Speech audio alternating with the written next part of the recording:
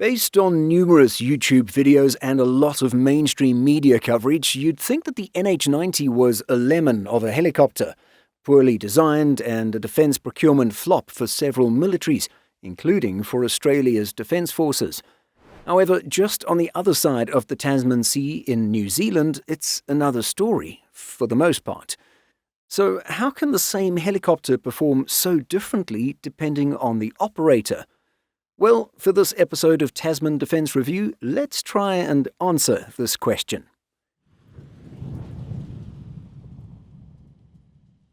We've already covered the successes and shortcomings of the NH90 over on Baltic Defence Review, but naturally those videos had more of a European focus.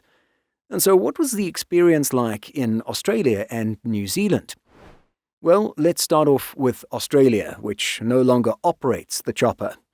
It was back in June 2005 that Australia signed for 12 NH90 helicopters. According to the Australian NH90 program, the helicopters ordered were identified under the designation NH90, standing for Multi-Role Helicopter. At the time of signing the deal, Australia was the 11th nation to firmly commit to the machine, joining France, Finland, Germany, Greece, Italy, Norway, Portugal, Oman, Sweden, and the Netherlands, while New Zealand and Spain had officially selected the NH90 helicopter but had yet to sign contracts. 1 year later, Australia approved an acquisition for another 34 helicopters, bringing the country's total commitment to 46. And so, with the Australian designation of NH90 Taipan, the helicopter entered service with the country's Defence Force in December 2007. The Australian Army would operate 40, while it was just 6 for the Royal Australian Navy. One Australian media outlet widely reported that the decision to go with the NH90 was actually made against the Army's advice, which had recommended new Black Hawks instead, but more on that later. According to Australian website Region, NH90 availability had been an ongoing issue for the ADF since the helicopter entered service. Here were some of the complaints. 1. Many Taipan issues were reportedly attributable to difficulties in maintaining configuration management, as there were more than 40 different subvariants of the baseline NH90. 2. There were technical issues with the aircraft's composite cabin floor, cargo hook, rear ramp and door gun placement and access. There were also issues with the rappelling hook and problems with the rotor head in crosswinds aboard the Navy's landing helicopter dockships. And 3, due to the timeline of delivery and delays with deliveries to other customers, the Australian Army was in effect the global fleet leader, or perhaps global guinea pig, for the aircraft. The result was that there was little or no global knowledge on how to fix or address many of the aircraft's technical issues. But in addition to these issues, there were the higher-profile incidents. Firstly, in June 2021, helicopter flight operations were suspended after issues were found relating to the aircraft's IT support system, as well as a tail rotor vibration problem identified back in 2019. It was actually around this time in December 2021 that Australia had made the decision to prematurely retire its NH90 fleet, although this wasn't an immediate retirement and instead a plan to retire years ahead of schedule. And so after the grounding was lifted, a crash took place during exercise Tasman Sea 2023, where the naval variant of the chopper fatally crashed.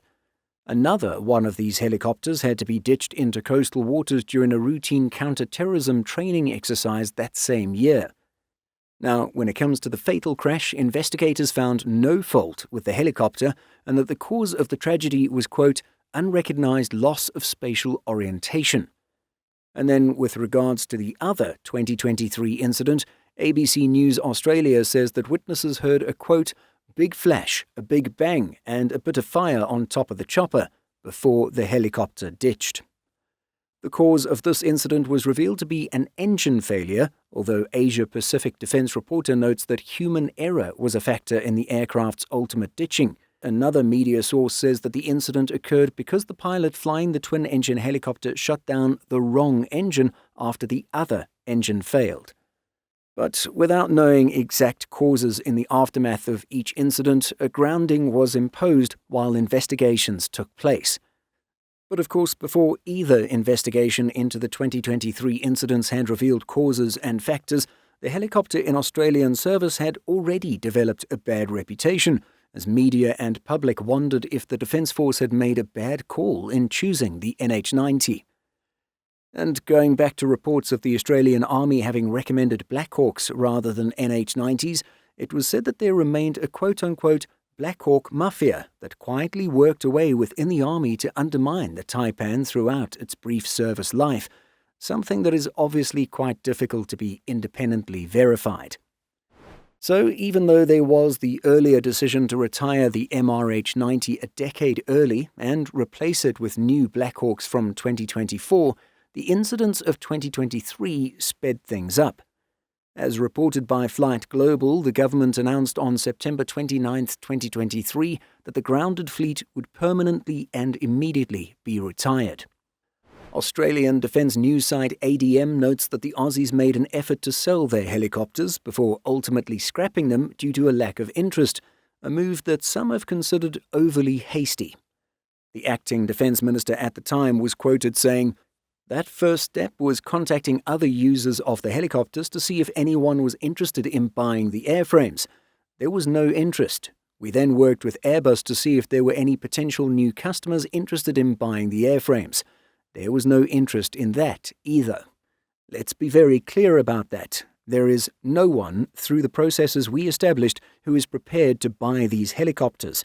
And that's why we started this disposal strategy that offers the best value for money for taxpayers." When asked why not freeze the disposal strategy until a willing buyer came forward, the minister declared, "There are no willing buyers." Ukraine would eventually come forward requesting the helicopters, but this came too late, after they had been dismantled. So that was Australia's experience. But what about New Zealand? While many will point to Australia as an example of the helicopter being a failure, NH90 advocates will argue that other nations such as New Zealand and Italy have had quite positive experiences with the helicopter overall.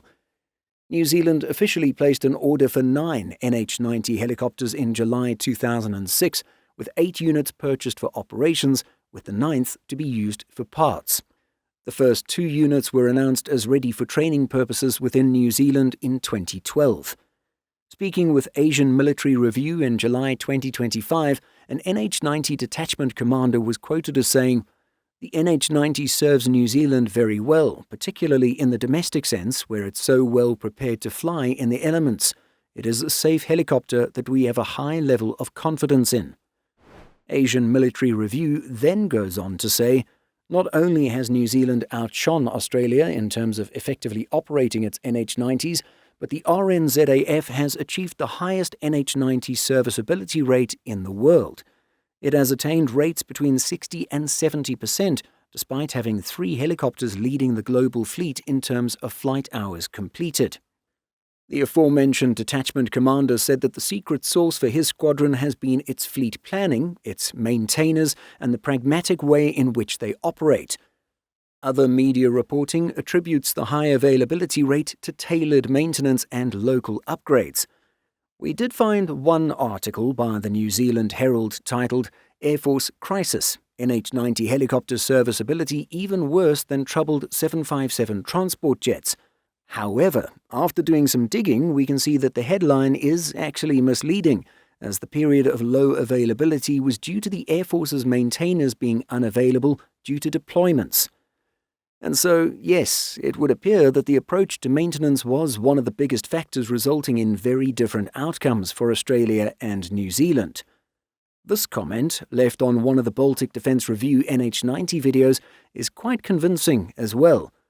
We can't independently verify it, but we have little reason to believe someone would go through the effort of crafting this lengthy write-up as a piece of fiction, as there's little to gain. And so here's what it says. "I served in both the RNZAF and RAAF as an aircraft maintainer, and also spent 10 years maintaining Australian MRH-90s as a civilian, mostly on flight test maintenance. In my experience, the RNZAF maintainers are more skilled on average than Australian military maintainers. RNZAF is much more ruthless with failing out trainees, and the training is also more difficult. Also, Australian military maintainers are hamstrung by the systems put in place to manage aircraft maintenance.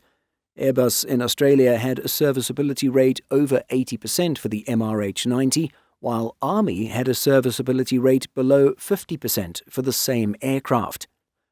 The NH90 is an excellent aircraft and quite good to maintain. They do require a decent level of troubleshooting ability, however, and that is a skill not every maintainer has. As for logistics differences between the Australian military and New Zealand, that was actually a real issue. New Zealand has a much better contract with NHI. That means they can do more component maintenance themselves, while Australia had to ship a lot more parts across the planet to be repaired, with 3 to 6 month turnaround times, while having insufficient parts available in country. Parts availability was the biggest issue with the Australian NH90, and it was at its core the result of a poorly negotiated contract by Australian procurement.